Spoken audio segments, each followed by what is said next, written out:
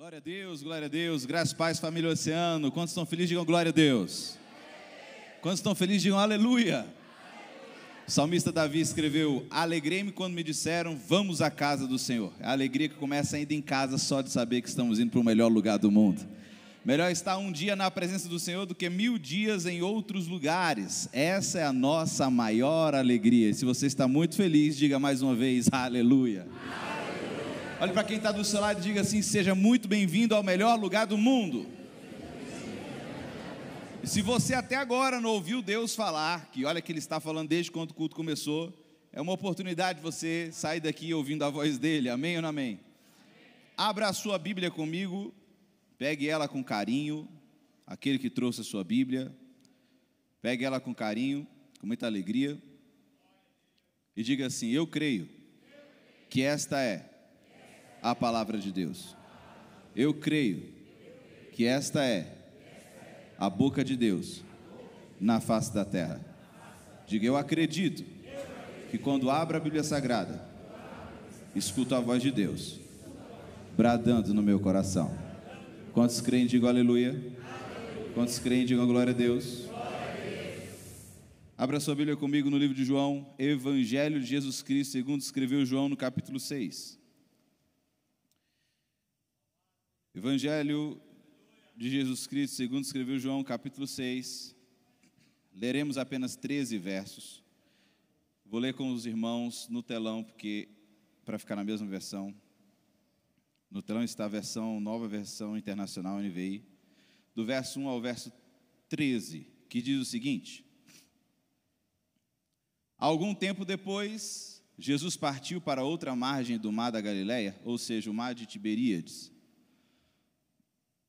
E grande multidão continuava a segui-lo, porque vira os sinais milagrosos que ele havia realizado nos doentes. Então Jesus subiu ao monte e sentou-se com os seus discípulos. E estavam próximo à festa judaica da Páscoa. Uma grande multidão que se aproximava, levantando os olhos e vendo uma grande multidão que se aproximava, Jesus disse a Filipe: onde compraremos pão para esse povo comer? Fez essa pergunta apenas para pô-lo à prova, pois já tinha em mente o que ia fazer. Filipe lhe respondeu: 200 denários não comprariam pão suficiente para que cada um recebesse um pedaço. Outro discípulo, André, irmão de Simão Pedro, tomou a palavra: aqui está um rapaz com 5 pães de cevada e 2 peixinhos. Mas o que é isso para tanta gente? Disse Jesus: mandem o povo assentar-se. E havia muita grama naquele lugar, e todos se assentaram. Era cerca de 5.000 homens. Então Jesus tomou os pães, deu graças e o partiu entre os que estavam assentados, tanto quanto queriam, e fez o mesmo com os peixes. Depois que todos receberam o suficiente para comer, disse aos seus discípulos: ajunte os pedaços que sobraram, que nada seja desperdiçado. Então eles os ajuntaram e encheram 12 cestos com os pedaços dos 5 pães de cevada deixados por aqueles que tinham comido. Você pode dizer glória a Deus? Nós estamos diante de um dos milagres mais conhecidos de Jesus. Foi um milagre público diante de 4.000 homens, 5.000 homens, como diz a Bíblia, mas crianças e mulheres não eram contadas. Segundo alguns teólogos, eram cerca de 20.000 pessoas que estavam ali. É um milagre que está citado em todos os livros do Evangelho. Em Mateus, no capítulo 14, por exemplo, na altura do verso 14 e 13, nós encontramos Mateus escrevendo que quando Jesus viu a multidão ali desembarcado, aquela grande multidão tocou Jesus, ele se compadeceu. Então imediatamente começou a curar os enfermos ali naquele lugar. Marcos vai dizer que nessa mesma situação, quando Jesus desembarca e vê aquela grande multidão, ele compadecido começa a ensinar aquelas pessoas, porque percebe que eles eram ovelhas como se não tivessem pastor. Lucas na mesma situação, vai dizer que Jesus olhou para os discípulos e disse: dai-lhe vocês mesmo de comer a todo esse povo, porque Jesus se compadecia deles. João, que foi o livro escolhido e o texto que lemos, vai trazer informações que apontam para uma conversa muito inteligente entre Jesus e Filipe. Jesus faz uma pergunta sem esperar resposta, porque quando ele pergunta, ele já sabia o que ia fazer, só para testar Filipe. E Filipe, de maneira pragmática, traz uma resposta como quem entende de números, como quem entende de gestão de pessoas. E ele vai dizer: 200 denários ainda não é suficiente para comprar pão para que todos tenham pelo menos um pedaço para comer. 200 denários é cerca de 200 dias de trabalho. Mas o que observamos aqui é que quando Jesus faz uma pergunta simples para seu discípulo acerca de como que iriam resolver o problema da fome daquelas pessoas, o discípulo, de maneira muito pragmática e comum, ele foca na primeira grande dificuldade que ele identifica: a ausência de recursos. E sabendo que eu teria a oportunidade de compartilhar com os irmãos a mensagem nessa noite, após ter chegado da África Ocidental, ali do nosso amado Guiné-Bissau, visitando os nossos irmãos da Igreja Oceano da Graça em Bissau, não tem nem 15 dias que chegamos, o nosso coração tem ardido e nossas forças têm se concentrado para se mover pelaquele povo.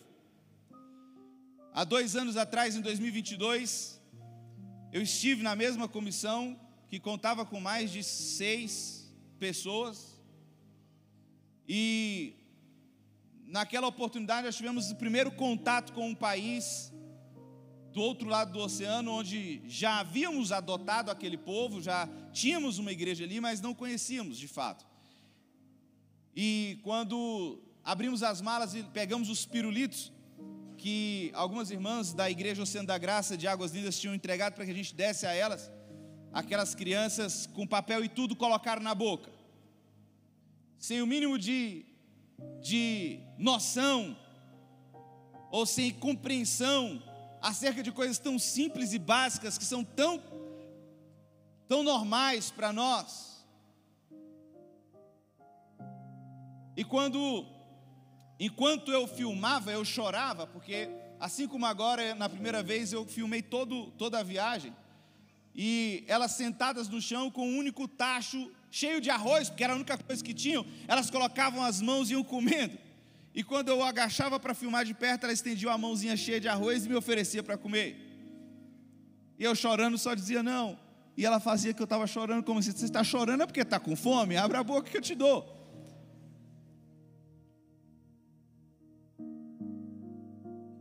Aparentemente não estamos preparados, porque o nosso foco sempre está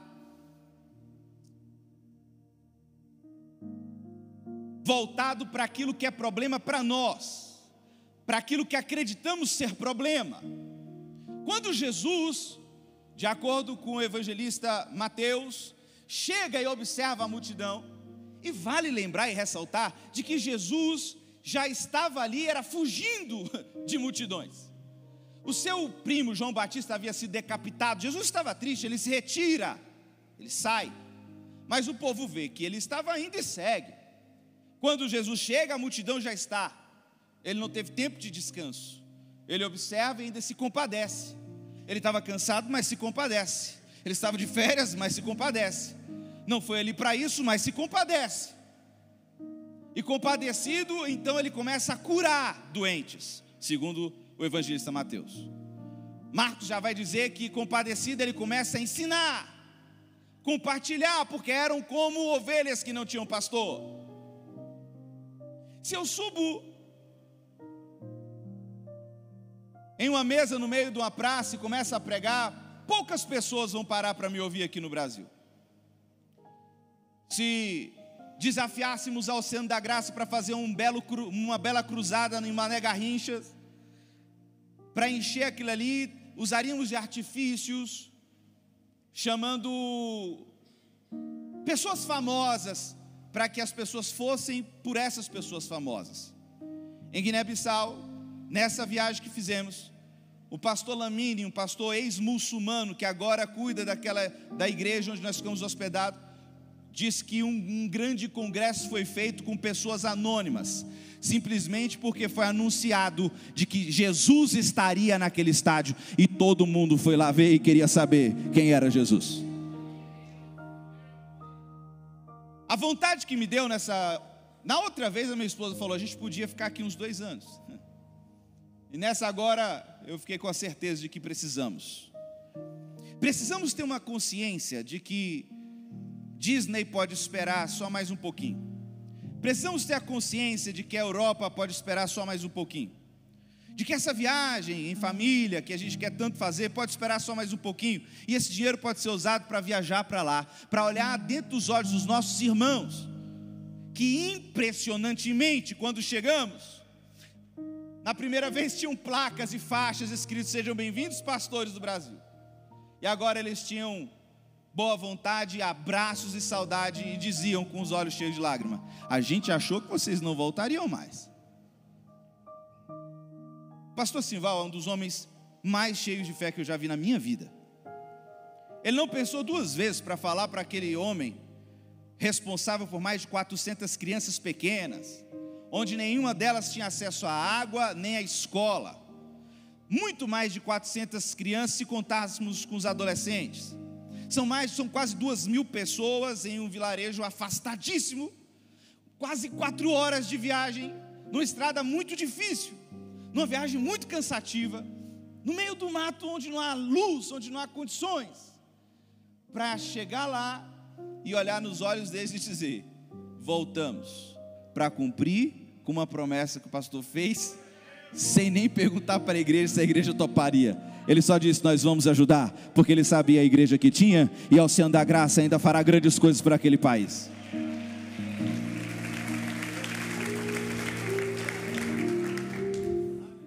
Quando nós olhamos para João capítulo 6, nós mergulhamos em um capítulo repleto de ensinamentos e milagres, e esses milagres eles ecoam até os dias de hoje.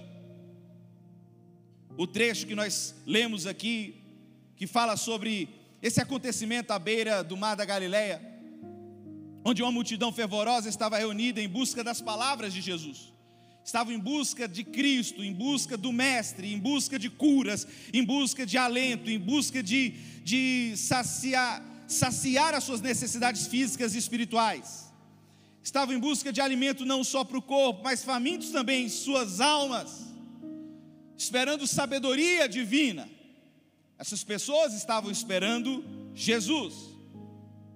Em Mateus capítulo 5, nós encontramos o próprio Jesus dizer, vós sois a luz do mundo. E ele diz, não se pode esconder uma cidade edificada sobre os montes, e nem se acende uma candeia e se esconde debaixo do alqueire. Antes nós colocamos essa luz no centro da casa, para que a sua luz alcance todos que estão nela. E aí Jesus diz, assim também brilha a vossa luz, para que com as suas boas obras, olhando para vocês, possam glorificar o Pai que está nos céus. Depois que cheguei, eu já tive a oportunidade de me reunir com alguns pastores de Brasília, que acompanharam a viagem, e a conversa é sempre a mesma. É incrível o que uma igreja unida pode fazer. É incrível o que pessoas com poucos recursos, mas com muita fé, pode fazer. O milagre da multiplicação dos peixes é um milagre muito interessante, que me faz se lembrar do que passamos ali na África. Nós fomos para ali com pouco menos de 190 mil reais, que foi o que a gente conseguiu arrecadar. A gente chegou para furar poços, e lá não tem essa facilidade de encontrar empresas para se furar poços. Então quando você chega, a primeira coisa que você faz é procurar quem fura. Aí você vai encontrar tudo estrangeiro. O espanhol cobrou quase 150 mil reais. O argentino cobrou 62 mil, mas ele não tinha bomba suficiente, ia esperar quase 2 meses para chegar essa bomba, não era a mesma qualidade. Pastor Sival falou: eu quero uma água que seja tão limpa que eles só bebam e sejam felizes. Então encontramos uma empresa de Guiné-Conakry, e o muçulmano foi ali furar poços para o povo de Deus. Ver essa água jorrando depois desses 15 dias intensos, onde nosso coração, o cansaço era mais psicológico e emocional, porque a gente ia e vinha e não conseguia. Quando a gente conseguiu fechar o contrato, ele disse: estarei na quarta-feira. O pneu furou, parece que 6 ou 7 vezes. Só chegou lá na quinta. E a gente ligando toda hora, desde as 10 da manhã: onde vocês estão? Estamos na estrada. Chegou uma hora que eu falei: pastor, é o seguinte, jogamos no GPS aqui, ele está 3 horas para lá. Vamos correr só para ter certeza que ele está vindo mesmo, porque a sensação de que tem é porque eles não vêm. Vamos. Viaja como que vai para Goiânia até achar. Achou. Agora segue, vem junto. Quebrou o caminhão de novo. Fica então o caminhão da água e a gente leva o caminhão para furar. Chegou lá, mais problema. Eles olhavam para a gente: e aí, vai dar certo? Vai. A gente veio para fazer dar certo. Vai dar certo. Pastor, o que mais o senhor quer fazer? Eu quero construir uma escola e uma igreja aqui nesse lugar, porque eles não têm acesso à educação. Eles vão mandar professores para cá também. O dinheiro dá, pastor? Deixa eu ver. Temos que pagar a segunda parte. Quando foi para pagar a segunda parte, o dólar subiu. No que subiu a segunda parte, quase que dobrou. E o que não chegaria a 70 mil foi para quase 85 mil. Comeu nossa verba. Não dá para fechar um contrato agora com a construtora para construir a escola e a igreja. O que a gente faz? É muito legal lembrar da viagem e ler esse texto, porque eu era como Felipe, o pastor Carlos como André, o pastor Sival como Jesus ali, olhando e esperando a resposta. E por várias vezes eu olhei para ele estava sozinho do outro lado, com as 2 mãos na cabeça assim. E eu: tá bem, pastor, tá tudo bem? Ele: tô bem, só estou preocupado. A gente se reuniu de madrugada e falou: vamos orar? Pastor Carlos Guinense, ele falou assim: vamos orar, porque se a gente orar amanhã as coisas vão dar certo. A gente orou. E quando a gente orou em lágrimas, no outro dia as coisas foram bem mais difíceis. Mas a gente cria que o Senhor Jesus Cristo estava no controle. Esse garotinho que você viu dançando, todo sujinho de barro, o nome dele é Leandro. Eu passei a tarde com ele. E quando eu peguei biscoito, que ele viu aquilo, ele ficou olhando e perguntando o que era, que eu dei, que ele comeu. Eu nunca vou me esquecer do biscoito batendo na boca e o olhinho abrindo assim. E ele comendo aquele biscoito, me abraçou. Depois olhou para o pastor, falou: igreja, igreja, correu. E no vídeo você vê o pastor Sival andando de mãos dadas com ele. A sensação que nós temos, irmãos, é de que estamos sendo usados pelas próprias mãos de Deus para entrar em um lugar e trazer solução. Eu vou dizer, antes da viagem eu escutei coisas que me deixaram muito triste. O pastor Sival nem tinha compartilhado comigo e acabou que ele ouviu também. Algumas pessoas que sempre têm um comentário meio esquisito para fazer, para que ir tão longe se no Brasil também tem gente que precisa? Se você for ali em Santa Luzia, parece que me disseram, ali no final da estrutural vai ver que existem crianças também que não têm acesso ao básico. Eu fiz questão de procurar, e são mais de 500 igrejas evangélicas registradas no GDF aqui em Brasília. Tem gente demais para fazer. Se você tivesse a oportunidade de entrar no carro como a gente entrou e dirigir por 4 horas para o meio do mato e chegar naqueles lugares que parecem mais uma aldeia, não sei, afastado de tudo, e você vê que não tem igreja, que não tem condições, mas em cada esquina tem uma mesquita cantando uma música muçulmana, e em cada mesquita tem um poço grandão, e em cada poço tem uma placa escrito: agradeça a Alá antes de dar o primeiro gole. A vontade que deu foi de voltar para cá e gastar toda a energia possível para voltar para lá e colocar um poço do lado de cada um deles. Um melhor, um com água mais pura, e escrito: beba desse e agradeça ao autor e consumador da vida, porque se você beber dele, nunca mais terá sede. Quando Jesus olha para aquela multidão, ele se compadece. Se compadecer, compaixão é colocar-se no lugar. Quando nós se compadecemos por alguém, nós temos um alto envolvimento em empatia. É sentir o que o outro sente, mesmo sem ter noção do que ele passa. É olhar para a situação difícil, mesmo você tendo uma vida boa.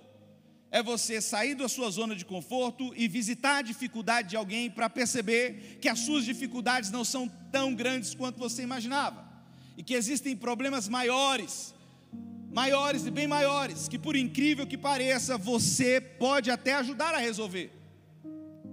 Sim, em Brasília temos casa de idosos, orfanatos. Em Brasília temos uma infinidade de pessoas que precisam de ajuda, onde inúmeras igrejas estão ajudando e ainda nós estamos ajudando também. Mas encontramos o lugar, irmãos, e eu preciso contar para vocês como encontramos este lugar.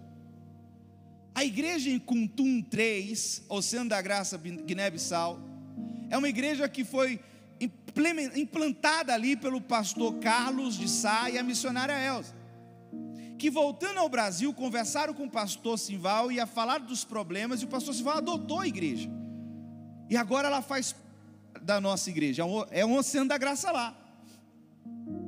Enquanto eles estavam lá, eles fizeram um jejum de mais ou menos 3 meses, acho que foi 90 dias, ou foi 30 dias, se eu não me engano, mas fizeram um bom jejum, e oraram, e no final, no último dia, receberam a visita de um jovem, e as palavras do jovem foram as seguintes: pastor, não sei se o senhor vai ter coragem, mas um conhecido meu de uma aldeia bem distante, a quase 4 horas daqui, no meio do mato, sem luz, sem condições, olhou para mim e disse: tem como você trazer o seu pastor aqui na nossa aldeia?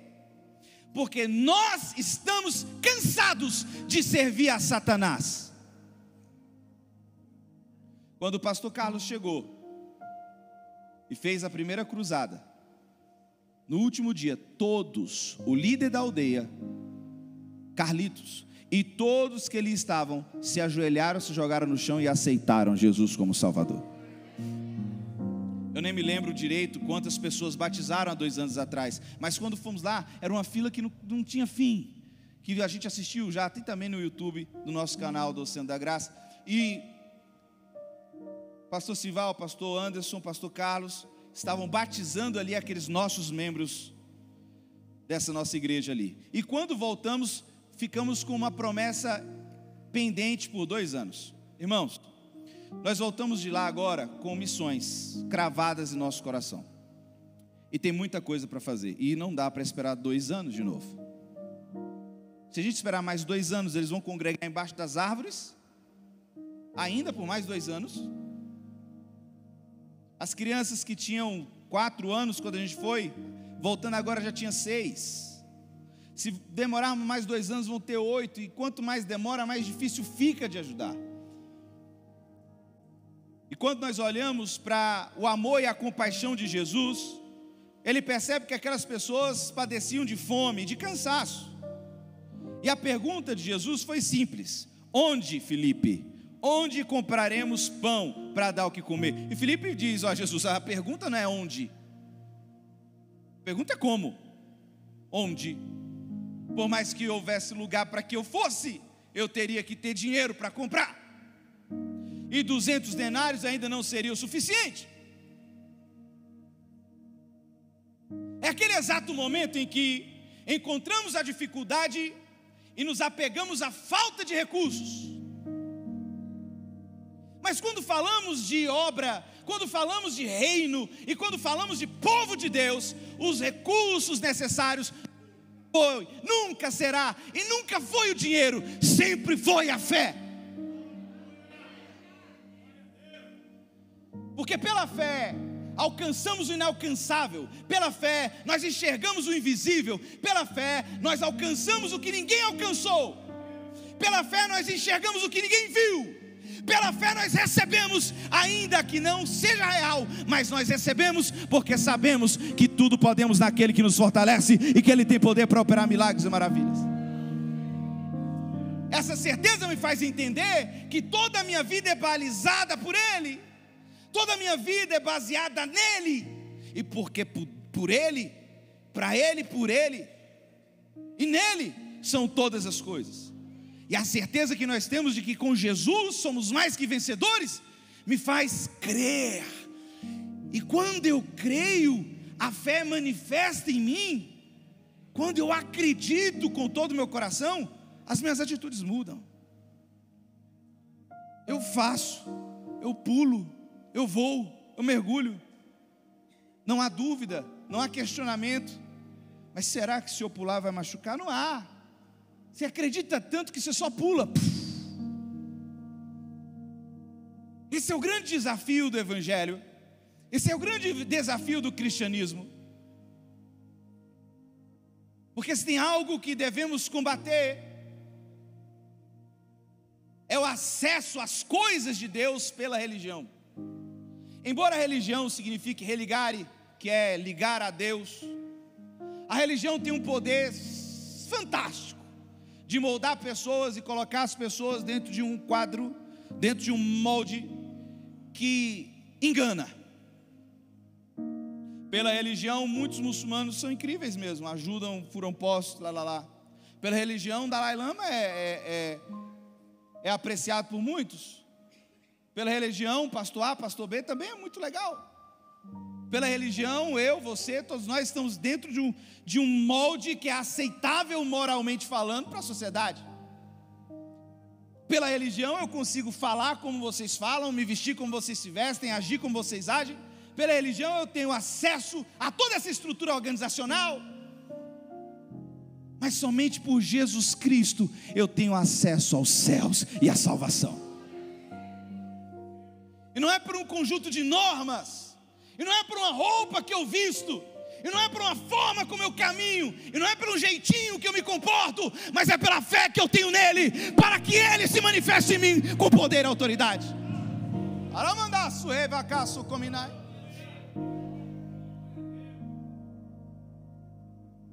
Porque se eu me apego a isso, eu me torno escravo. Mas se eu observo a liberdade que tenho em Cristo Jesus, eu percebo que nele eu sou livre. E a liberdade que tenho nele me faz escolher com liberdade o que eu vou fazer. E então eu não deixo de mentir porque na igreja é proibido. Eu não deixo de mentir porque Jesus não gosta. Eu deixo de mentir porque não há espaço para mentir, uma vez que eu estou cheio de Deus.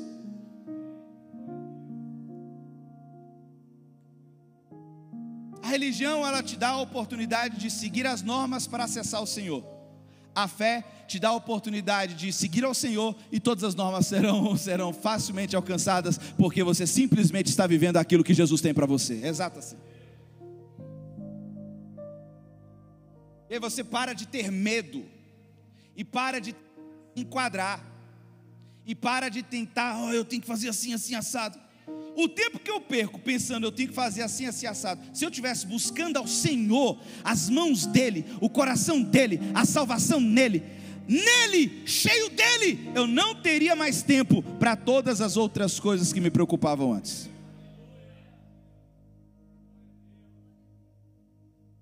Pastor, eu sou ladrão, profissão. Desde quando eu tenho 8 anos eu roubo, eu furto. Eu tenho que lutar contra isso. Eu tenho que lutar. Sabe por que você está lutando e cansando e não está vencendo? Porque a Bíblia diz: sujeitai-vos a Deus, resisti o diabo e ele fugirá de vós. O caminho que você está fazendo é o contrário. Enquanto você se esforça para superar seus problemas, enquanto você se esforça para superar suas tentações, enquanto você se esforça para superar os seus pecados, se você estiver se esforçando para não sair de perto daquele que tem poder e é fonte inesgotável de vida, a vida que há nele encheria você de tanta paz que você não teria tempo para aquilo que te perturbava antes. Não.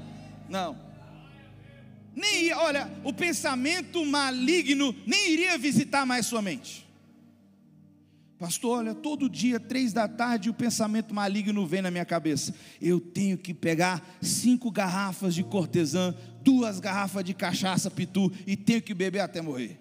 Esse pensamento vem às 2 da tarde, todo dia. E eu tenho que lutar contra isso porque eu era um ébrio. Uma vez que você está cheio de Deus, uma vez que você encheu a sua cabeça com as coisas do alto, uma vez que você sofreu algo chamado metanoia, que é uma diferenciação de o antes e o depois, uma transformação de mentalidade pelo envolvimento com Ele, uma vez que você comeu da palavra, uma vez que você comeu do pão da vida, uma vez que você bebeu dessa água que nunca mais terá sede, uma vez que não consegue parar de comer e de beber nele, não há mais tempo, chega 3 da tarde, você está tão envolvido com Ele, que nem se lembra que existe vício, que nem se lembra que existe o mal, que nem se lembra que existe o ataque de Satanás, porque nele você vence todas as outras coisas. Está sujeitando-se a Ele, está vivendo nele. É por isso que a gente perde as nossas lutas, porque a gente tenta vencer com as nossas próprias forças. É porque existem regras. Se eu não vencer, eu vou parar de cantar. Se eu não vencer, eu não vou mais ter oportunidade de pregar. Ixi, Deus que me livre, se eu não vencer, eu não posso mais ser do mídia. Eu tenho que vencer, porque eu tenho que me envolver com as coisas da igreja. Quando na verdade, irmão, se eu simplesmente disser assim: Jesus, tu já me conhece, minha fraqueza e tudo que sou, deixa eu me envolver com o Senhor, deixa eu esquecer do mundo e me apaixonar pelo Senhor 24 horas por dia, não terei tempo para me lembrar daquilo que me perturbava mais. E quando Jesus olha para aquelas pessoas compadecidas, ele tem uma pergunta: como que a gente pode alimentar? E Filipe fala: dinheiro nós não temos, a ausência de recursos. Só que no mesmo momento chega André e toma a palavra, e André vai falar: Jesus, eu tenho aqui 5 pães e 2 peixinhos, peguei com esse garoto, mas, aí ele completa, ele fala: mas, para que serve, né? Para que serve esse pouquinho, visto que é para tanta gente? Eu chorei muito lendo esse texto, porque eu leio desde os meus 10 anos de idade. Mas depois que eu voltei da África, eu chorei porque eu vi o que eu vivi ali. Esse diálogo parecia as nossas conversas no horário do almoço.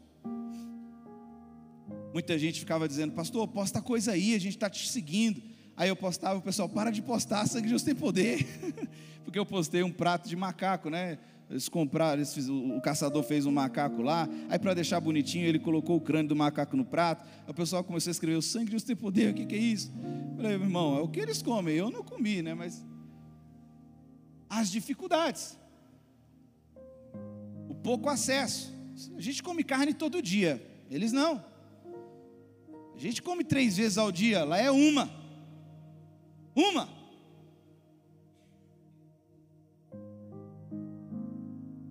E envolvido em íntima compaixão, conversando com os obreiros, em uma reunião de obreiros que nós fizemos, eles começaram a falar dos problemas da igreja. E o pastor Sival começou a sonhar, ele começou a dizer: não, a igreja aqui é muito pequena, está pequeno, vocês estão reunindo as crianças ali na porta, ali está difícil, a gente precisa de um lugar maior. Onde que tem um lugar maior? Ah, tem um lugar ali, pastor, 1.000 metros quadrados, 500 metros quadrados, não lembro bem quanto, quase 300 mil reais. A gente precisa de um lugar maior. Aí eu falei para eles: porque nós acreditamos que Deus usará vocês de maneira sobrenatural. Se ainda tão pequenos, vocês alcançaram a aldeia com 2.000 pessoas e Deus fez o que fez ali, imagino que vocês não farão com mais recursos. Vocês estudam? Paramos de estudar no ensino médio. Quer voltar a estudar? Queremos. Fomos ali, matriculamos 7 no curso de teologia, que era o que dava, que era o que a gente conseguia. Mas antes de sair, Jorge Namena pegou pelo meu braço, me levou para o canto e falou assim: pastor, eu tenho 29 anos de idade, e o meu sonho sempre foi ser médico. Eu saí da escola, eu tinha 19. Eu lavo carros aqui, é a única coisa que eu encontrei para fazer. Está difícil. Eu trabalho no Lava Jato. Com esse dinheiro eu ajudo os meus irmãos que precisam.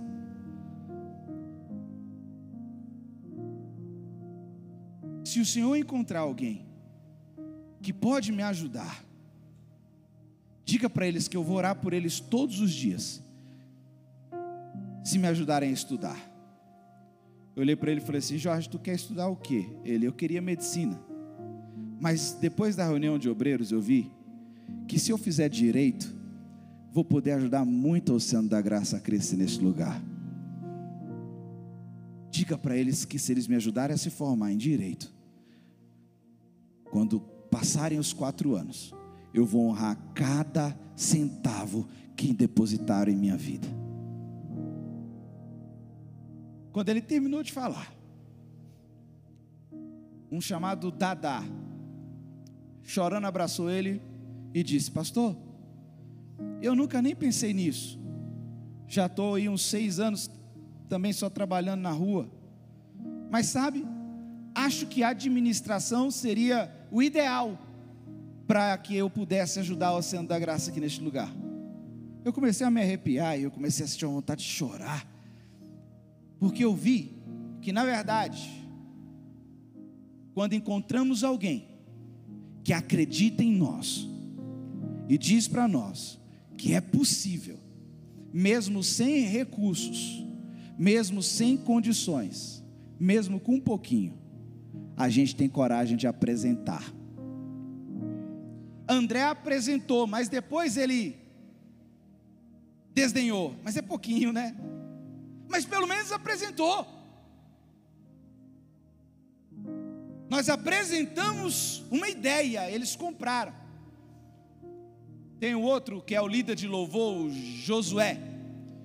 Ele falou: pastor, posso te mostrar meu caderno de músicas? Mais de 30 composições. Eu falei: posso. Vem aqui no meu quarto. Eu falei: não, na igreja tem quarto? Era o escritório do pastor. Aí, como eu fui expulso de casa, porque meus pais não aceitam que eu seja do evangelho, meus pais são macumbeiros, eles me expulsaram, e aí o pastor, o dirigente da igreja, o Carlos, aceitou que eu dormisse aqui nesse colchão com ele. Ele puxou uma cadeira, sentou e começou a tocar. Eu filmei e falei: vou mostrar para o Brasil. Ele chorou, e aí começou a cantar várias, e disse: mostra para eles, diz para eles que um dia eu vou tocar num congresso lá na sede da nossa igreja.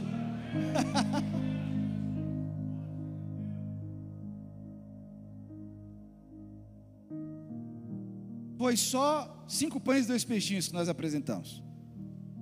Eu comecei a ficar com medo das ideias que eu dava, porque eu via que era um comprometimento que fazíamos. Mesmo que fosse só uma ideia, eles abraçavam a ideia. Então eu voltei no voo pensando: Deus, eu tenho 3 meses para encontrar homens e mulheres de Deus e contar para eles tudo que eu vi aqui, para que eu possa ligar para eles e dizer: o sonho de vocês está realizado. Daqui 4 anos, os nossos obreiros serão formados, homens de respeito na sociedade, e influenciarão esse país para a glória do nome de Deus. Ele me mandou uma mensagem hoje, eu pedi para ele orçar R$350 a mensalidade do curso de Direito. Barato demais. R$350 por mês durante 4 anos. Quando o André apresenta o pouco recurso, ele diz: tem isso aqui, ó, mas é pouco. Quando nós olhamos para a Bíblia Sagrada, nós encontramos uma mulher, viúva de Serepta, que quando o profeta diz para ela assim: ei mulher, dá-me o de comer, ela ri e fala assim: eu só tenho um pouquinho de farinha, eu vou fazer um bolinho, vou comer com meu filho e vou morrer. Mas antes de falar que só tem um pouquinho, ela solta uma frase que fica ali registrada para sempre, né? Eu não tenho nada. É engraçado como nós temos a capacidade de desvalorizar os pequenos recursos. É engraçado como nós temos o poder de desvalorizar os pequenos grãos, os pequenos passos e as pequenas ideias. Mas quando olhamos para o reino e para o evangelho, é sendo fiel no pouco que nós observamos o muito se manifestar. É sendo fiel nas pequenas coisas que observamos as grandes coisas se manifestar. Independentemente do que você está vivendo, ou do momento que você está vivendo agora na sua vida, independentemente se você olha para a sua pouca força, a mensagem do Senhor para o seu coração hoje é: creia tão somente, e com esse pouco vá e faça, porque o Senhor garante a multiplicação que você precisa para vencer essa batalha. Jesus olha, sorri e diz: é o suficiente. Pega os 5 pães, pega os 2 peixinhos, e não são pães de trigo, a Bíblia vai dizer que são pães de cevada, que é um pão bem mais inferior do que o de trigo, tem até um gostinho mais amargo, talvez seja por isso os peixinhos. Na tradução original, esse peixinho também tem uma outra tradução, é como se fosse sardinhazinha frita, talvez para disfarçar o gosto mais amargo daquele pão. O fato é que era um sanduíche de sardinha, e Jesus repartiu para quase 20 mil pessoas. Se André tivesse olhado para o menino e sorrido e dito assim: garoto, você só tem isso mesmo? Vai lá, vai comer teu pão, vai sentar para lá, e não tivesse falado para Jesus, o milagre não teria acontecido. Eu aprendo que por mais que eu não creia o suficiente para viver o milagre, só de apresentar a minha demanda e o pouco que tenho diante de Jesus, eu experimento o primeiro milagre. E qual é o primeiro milagre? A Bíblia vai dizer: a fé não é dom que vem de vós, é dom que vem de Deus. Tende em vós pouca fé, peça ao Pai que Ele lhe concederá. Ou seja, só de apresentar a minha necessidade a Deus e o meu pouco recurso, eu experimento o primeiro milagre, que é o aumento da minha fé. E como que a fé vem? Vem pelo ouvir, e não só ouvir qualquer coisa, mas ouvir a palavra de Deus. A Bíblia vai dizer: quero trazer à memória aquilo que me traz esperança. É colocar na minha mente, diante dos meus olhos, a verdade que liberta e que garante que nele posso todas as coisas. Está difícil? Nele eu posso todas as coisas. A manifestação do poder de Jesus naquele dia fez com que aquelas pessoas experimentassem um milagre sobrenatural. Mas o milagre não acaba aqui. Depois que todo mundo come, Jesus diz: não desperdice. Meu Deus, nós estamos diante de uma aula de economia. Irmãos, todas as vezes que nós aqui na Oceano Business recebemos algum empresário, ou na verdade as pessoas que aspiram o empreendedorismo, a conversa é sempre a mesma: eu quero empreender, mas eu não tenho ainda recurso para empreender. É o que você quer fazer. Quero mexer com construção, eu quero comprar casas no leilão, e aí eu quero reformar e quero vender. É isso que você quer fazer? E o que você está esperando? Recursos. Eu tenho que ter o dinheiro do valor da casa. Aí a gente senta e vai falar: olha, você sabia que se você financiar só com 20% do dinheiro, você já tem acesso à casa? Você reforma com um pouquinho, dá para você vender, e antes de você se envolver com as prestações, você já passou para frente já o seu negócio e lucrou em cima. Irmão, com pouquinho já dá para fazer. A questão é que você desvaloriza o pouquinho, e você não quer saber de começar, enquanto não tem um saco de sementes nas mãos. Você tem 20 sementes, não quer plantar, porque acha pouco. Você só quer começar quando tiver um saco de semente nas mãos. Mas você não percebeu que plantando as 20 sementes, ao nascer e ao dar frutos e até ali espigas de milhos, você terá mais sementes ainda. É já quase metadezinha de um saco. Você precisa dar o primeiro passo, precisa plantar a primeira semente, precisa acreditar, precisa olhar para o pouquinho que você tem e dizer: é pouco, mas é o suficiente para ver o milagre e a manifestação do poder de Deus na minha vida. O que é pouco? É pouca força, é pouco recurso, é pouca fé, é pouco, tudo pouco que você estiver, coloque nas mãos de Deus e creia, porque no momento que você abraçá-lo, já experimentará o primeiro grande milagre, que essa fome e essa sede dele nos garante um aumento de confiança naquele em quem nós mantemos um relacionamento. O relacionamento com o Senhor me faz acreditar, irmão. Uma outra pessoa que recebemos aqui no Oceano Business falou assim: eu sou psicóloga, eu quero abrir um consultório. Irmã, quanto seria? 300 mil. Tem o recurso? Não. Não vai começar então a atender enquanto não tiver o consultório? Isso, irmã, está errado. Existem aqui em Águas Claras consultórios que você aluga por horário. Você fecha suas agendas, bota lá, quarta-feira eu vou atender o dia todo, R$250 a hora, ou na verdade é R$75 a hora. Você faz ali a sua consulta a R$200, tira os 75 e paga o aluguel. Mas aí você já tem cliente, e esse pouquinho já começa a movimentar a sua vida. Tu vai esperar ter grandes coisas para dar o primeiro passo? Essa capacidade de desvalorizar as pequenas coisas. A Bíblia diz para que não desvalorizemos os pequenos começos, para que a gente observe as coisas com o olhar que o Senhor tem. Toda semente é pequena, irmão, mas ela só vai dar grandes frutos e uma grande árvore quando for plantada. Estamos falando de ação de fé. Estamos falando de confiança. Estamos falando de acreditar de verdade que Ele tem poder para tomar nas minhas mãos e me garantir a vitória. Quantos estão entendendo? Levante a mão e diga glória a Deus. Pegue na mão de quem está do seu lado, cumprimente ele, diga assim: pegue o seu pouco, diga para ele, pegue o seu pouco e lance sobre Jesus. Diga. Você pode olhar para quem está do outro lado e falar assim: ó, pegue o seu pouco e lance sobre Jesus. Diga para ele. Agora levante as duas mãos para o alto e diga: Jesus, tome o meu coração e me ensine a valorizar os pequenos princípios, os pequenos inícios, as pequenas ideias, as pequenas sementes. Eram só 5 pães e 2 peixinhos, mas foi o suficiente para alimentar 20 mil pessoas. E aqui eu vejo Jesus olhar para os discípulos e dizer: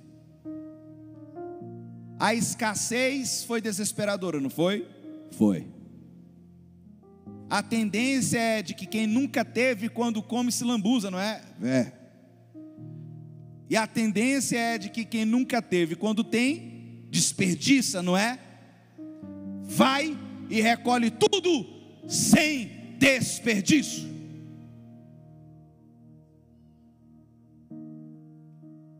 Fala sobre levar a sério o milagre que Deus fez na sua vida. Irmão, a semente que você plantou não foi desperdiçada. Eram de 3 a 4 quilômetros que as mulheres andavam para buscar água. Elas não andam mais do que 600 metros agora. A água é boa, porque a água que elas buscavam era de pântano. Tinham que ferver ainda e pedir a Deus que não pegasse uma doença. Agora a água é boa, limpinha, melhor do que a mineral. Pastor, do que o senhor está falando? Eu estou falando de um milagre. É como se o próprio Jesus tivesse entrado naquela aldeia e dito: já que todos vocês entregaram as suas vidas para mim, eu vou cuidar de vocês. Mas eu vou usar um povo que tem o coração aberto lá do outro lado do oceano, e eu vou usar esse povo para abençoar vocês. Coloca a mão no seu coração. Eu declaro sobre a sua vida prosperidade, sobre você que abençoou, que cuidou, que acreditou, que investiu, que o Senhor multiplique os seus bens e multiplique a sua sementeira. Você que não conseguiu investir porque não tinha, mas ficou com o coração ardente de vontade, eu declaro sobre a sua vida fé e coragem, para que você haja com autoridade, mesmo diante de pequenas sementes, e que no nome de Jesus, você seja usado pelo Senhor e tenha a oportunidade de visualizar grandes milagres por intermédio da sua vida. Você pode dizer glória a Deus? E sabe o que é mais bonito nessa história que nós compartilhamos aqui hoje? É que quando Jesus multiplica o pão, ainda no capítulo 6, ele começa a pregar, e ele diz: em verdade eu vos digo, quem crê em mim tem a vida eterna, pois eu sou o pão da vida. Na verdade, todo milagre, toda manifestação miraculosa de Jesus naquele momento era para apontar para um momento de revelação sobre quem ele era. Estão satisfeitos, estão fartos, comeram. É muito bonito esse texto, porque a Bíblia vai dizer que eles comiam e repetiam, né? Eles comiam e se fartavam. Comeu bem? Está feliz, filho? Tô. Deixa eu dizer, tem como viver feliz para o resto da vida. Vai muito além do que só o aspecto físico. Jesus quer cuidar da vida? Quer cuidar da saúde? Quer. Jesus quer cuidar da saúde, da estrutura social, das suas finanças. Mas tem algo que é o plano primordial do nosso Deus, é a salvação. E quando nós olhamos para Jesus, ele vai dizer: eu sou o pão da vida. E ele completa: eu vos digo que se vocês não comerem da carne do Filho do Homem, não beberem do sangue, não terão vida em vocês mesmos. Quem comer da minha carne e beber do meu sangue, tem a vida eterna, e eu ressuscitarei no último dia. Pois a minha carne é a verdadeira comida, e o meu sangue é a verdadeira bebida. Quem comer de mim e beber de mim, permanece em mim e eu nele. E assim como o Pai vive em mim e me enviou, igualmente eu vivo naqueles que estão em mim e que se alimentam por mim, e eles viverão. Este é o pão que desceu do céu, em nada semelhante àquele que os vossos pais comeram, contudo morreram. Quem comer desse pão viverá eternamente.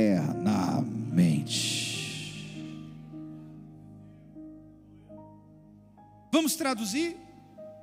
A Bíblia vai dizer que alguns se escandalizaram com o que foi dito aqui, porque levaram ao pé da letra. Ai, como comer, beber sangue, que história é essa? Mas eu vou traduzir para você ficar mais fácil a compreensão. Jesus está falando de envolvimento. Quando eu falo me alimentar de carne e sangue, eu estou dizendo assim, é ser um. É uma fusão, é ser um. Se coloque de pé no nome de Jesus. Você vai fazer algo aqui agora comigo. Dê a mão para quem está do seu lado.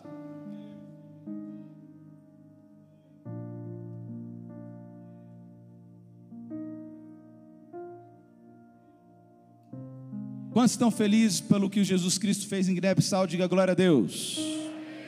Quantos estão felizes pelo que o Senhor Jesus Cristo fez aqui em Águas Claras? Diga aleluia. E quantos creem que o Senhor pode fazer um milagre ainda na sua vida? Diga eu creio. Pegue na mão de quem está do seu lado. Aquele que comer de mim, beber de mim, que estiver em mim, e eu nele, terá a vida eterna. Jesus está dizendo assim, ó: aquele que caminha comigo, que tem unidade, que tem comunhão, que faz parte, aquele que acredita, aquele que me ama, aquele que está em mim, eu estou nele, eu estou com ele. e grandes coisas se manifestarão na nossa vida por intermédio dele. E aí a graça se manifesta. É aí que a graça se manifesta. Porque mesmo sem merecer, mesmo sendo tão falho, mesmo sendo tão pecador, eu experimento de um amor sobrenatural, aonde ela se manifesta, porque pela graça eu sou salvo, mas mediante a fé que eu tenho nele, e para crer nele eu preciso me envolver o suficiente. É só ouvindo dele que eu terei mais fé, é só me alimentando da sua palavra que eu terei o coração cheio de fé. Mas nós dizemos que somos apaixonados por ele, que amamos a ele, e a gente não lê a palavra que o revela. Se não lermos a palavra que o revela, se não nos alimentarmos da palavra que o revela, corremos o risco de estar apaixonado por um Jesus que não é o da palavra. Somente a palavra revela o Pai, a palavra revela o Filho, e a palavra revela o Espírito Santo. Quantos ouviram da palavra? Diga amém. Feche os seus olhos comigo agora.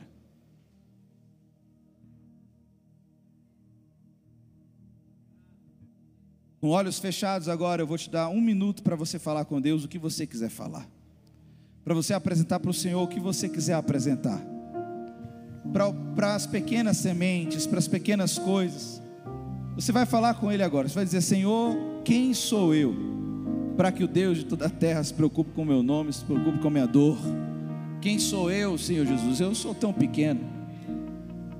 Se olhando no espelho, Jesus, eu me vejo muito incapaz, mas quem sou eu? O Senhor é o Deus que opera milagres com as pequenas coisas. Eu sou pequeno, mas o Senhor faz coisas grandes. Eu sou pequeno, mas o Senhor faz coisas grandes. E como eu te amo, Jesus. E como eu te amo, Jesus. Porque mesmo sem merecer, o Senhor ainda nos resgata do mal, da morte, e podemos não temer mal nenhum, porque Tu estás conosco. E por mais que se esqueçamos de quem nós somos, o Senhor está a nos lembrar que nós somos filhos Teus, nós somos, Pai, feituras Tuas, nós somos Seus amados. Fale com Ele, fale com Ele, fale com Ele. Até transbordar no céu, o Deus Emanuel. Enche-me, até transbordar.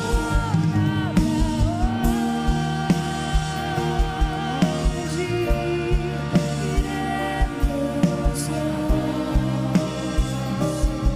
só Tu tens as palavras de vida.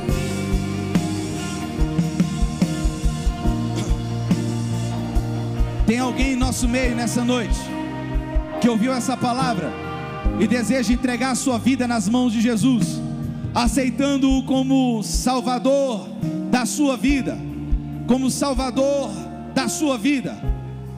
Pastor, eu ouvi essa palavra e eu senti uma vontade muito grande de entregar minha vida nas mãos de Jesus. Então faça isso, levante as suas mãos, vem aqui e aceite-o como Salvador e Consumador da sua fé. Aceite-o como Salvador da sua vida. Tem alguém em nosso meio? Tem alguém em nosso meio que deseja se reconciliar com o Senhor, que durante muitos anos se sentiu distante e deseja se reconciliar com o Mestre? Levante a sua mão e venha, porque queremos orar por ti. Vem correndo, meu irmão, vem correndo, vem correndo, vem correndo. A igreja glorifica o nome do Senhor Jesus. Glorifica, glorifica, glorifica, glorifica, glorifica. Aleluia, aleluia, aleluia. Glória a Deus. Isso, vem com Ele, vem com Ele. Tem mais alguém nessa noite que deseja fazer como Ele e entregar a sua vida nas mãos de Jesus? Vem aqui à frente. Vou te dar uma chance aqui de entregar a sua vida nas mãos.